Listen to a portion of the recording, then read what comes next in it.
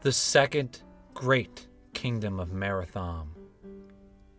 Thousands of years in the past, there was a civilization so prosperous it was unsettling. The Great Kingdom of Marathomb seemingly appeared out of thin air and quickly became the epicenter of the world. Waters ran lusciously through all corners of its land, like the veins that run through our bodies, or the roots of a tree stretching below our feet. This constant source of nourishment led to Marothomb having the most fertile and rich soil in all the 16 kingdoms.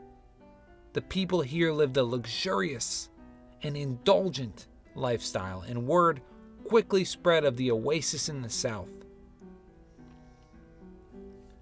Soon enough, travelers and traders from far and wide came to see if the rumors had been true. As the population grew, so did the city.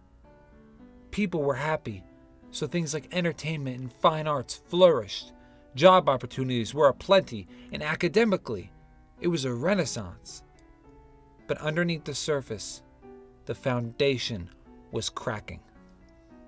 To understand what will happen, we must first understand what has happened. This story begins with Vakal, a refugee leader who is shepherding the last of his people through the desert. They barely escaped the desolation of their homeland.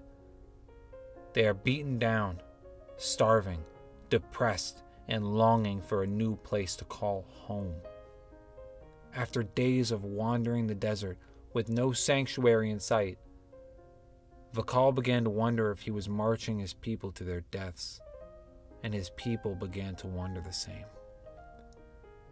The days blended into night, and the nights into day, and nothing but rocks, dust, and hopelessness were in sight. After a few weeks of wandering, the rations became low, and starvation began to set in. Or was it the heat stroke? Who knows? Maybe it was both.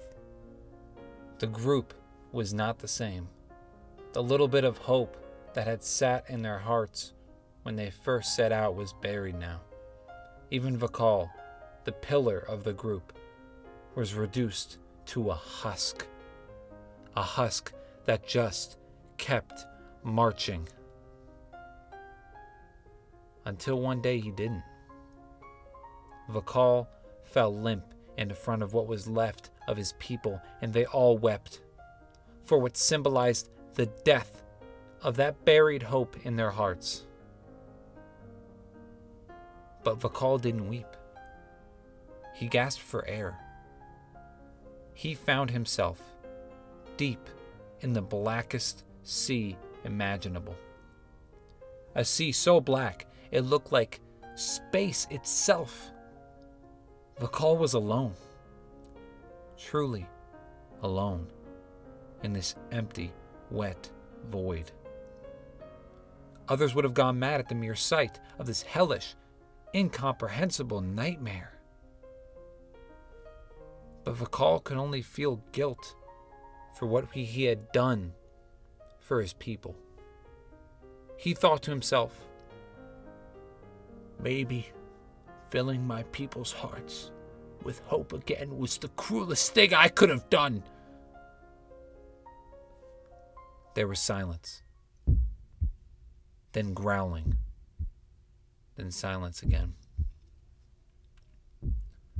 Bubbles began to rise up from beneath his feet, and as he looked down, two glowing eyes, the size of mountains, looked up from the abyss. Vakal stared in complete disbelief. His mouth hung completely open, and somehow his lungs didn't fill up with water. This distracted him for a second, until the creature spoke. You are unlike the others. The very water vibrated as this happened. Vakal shakily responded. I don't know what's happening. Silence. Then, the eyes move from below Vakal and meet him right in front of him. Vakal stares into these giant yellow objects, and then he feels a current, a pull dragging him downward.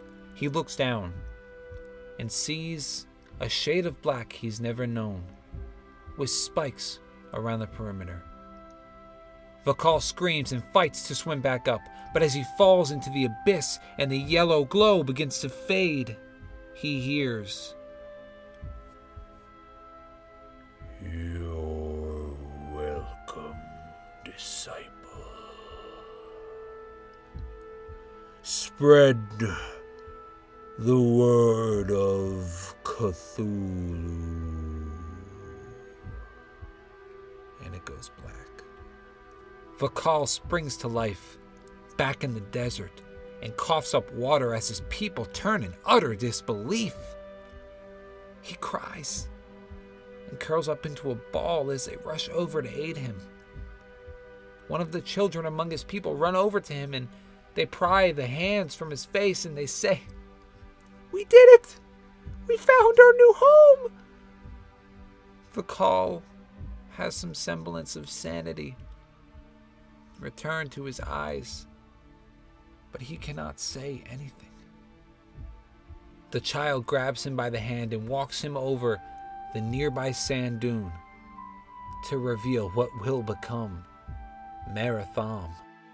So now we know how this land came to be and how it grew to become the epicenter of the world. That means we must now discuss its demise. Vakal never told his people of the creature that saved them all. He never spoke a single word of what he saw that day, for he knew they would not believe him. He lived out his life and etched the memory of that experience out of his mind. Until one night, when he had a dream of an ocean, a pitch black ocean, the same ocean from all those years ago, except this time, he wasn't down below. He was at the surface. He turned to look around, and what he saw was his home, Marothomb. He feels relief for a moment, and then the water below him begins to tremble, and a monstrous figure rises out of the water in between him and Marothomb. Vakal tries desperately to wake up, but this feels real. This might be real.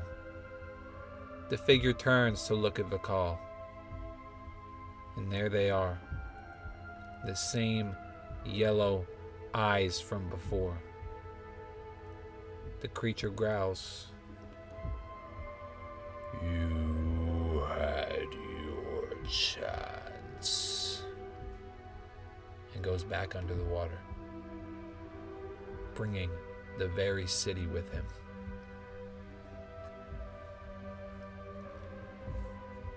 This is where we see our city now, thousands of miles below sea level, riddled with rubble and remains of a time long past, secrets of its demise hidden everywhere, and guarded by creatures that have never seen the light of day. This land is cursed, and so are all who inhabit it. Can you solve the secrets of the second Great Kingdom of Marathomb?